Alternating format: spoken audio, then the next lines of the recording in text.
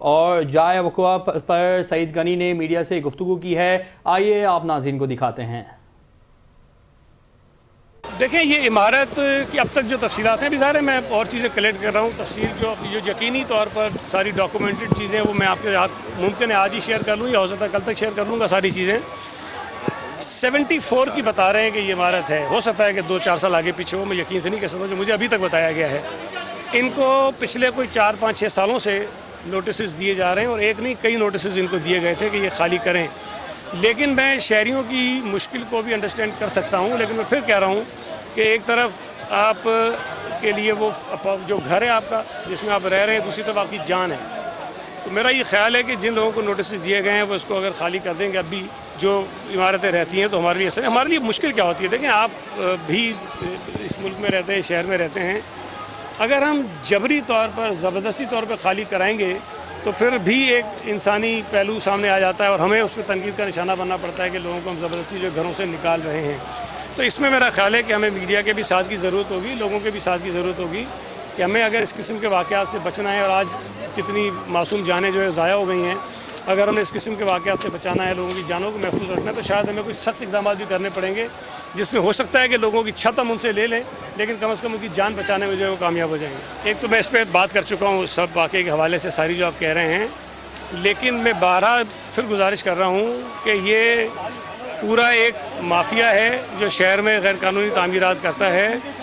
ہم نے بہت سخت کارروائیاں بھی کی ہیں, FIRs بھی کٹوائی ہیں, ان کو آئیڈینٹیفائی بھی کر رہے ہیں.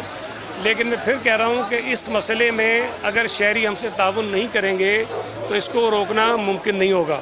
میں ایک بات بار بار کہنے کی کوشش کر رہا ہوں کہ دیکھیں یہ ڈیمانڈ کی بات ہوتی ہے.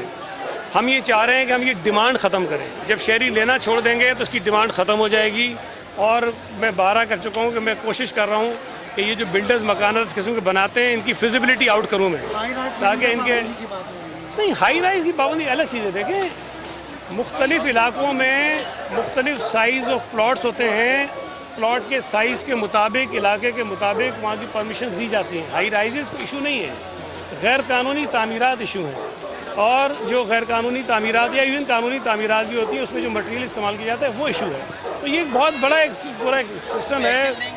نہیں ایکشن دیکھیں ابھی آج یہ واقعہ ہوا ہے, میں نے بتایا کہ ہم نے سسپینشنز کر دی ہیں, انکوائری کمیٹی بنا دی ہے اور سارے اقدامات کر رہے ہیں. لیکن میں کوشش یہ کروں گا کہ اب کم از کم جو آئیڈینٹیفائڈ ڈینجرس بلڈنگز ہیں ان کو خالی کرانے کا ایک طریقہ کار متعین کریں اور لوگوں کو وہاں سے نکالیں تاکہ مزید کون مالک ہے, کہاں ہے. نہیں ابھی مجھے ذرا کیونکہ پرانی بلڈنگ ہے, یقینی طور پر لوگوں نے خرید لیے ہوں گے, یا ہو سکتا ہے کہ پگڑی سسٹم کا کوئی چکر یہاں پہ ہو, تو وہ مجھے تھوڑا سا ٹائم دیں, میں ساری چیزیں سے شیئر.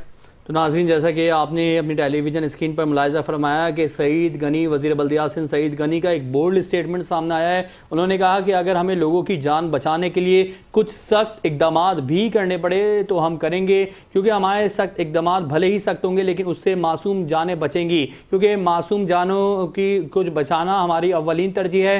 اور اسی حوالے سے ہم نے دوبارہ ایک بار پھر رابطہ کیا ہے یاسر حسین سے. جی یاسر, سعید غنی صاحب کا بولڈ اسٹیٹمنٹ سامنے آیا,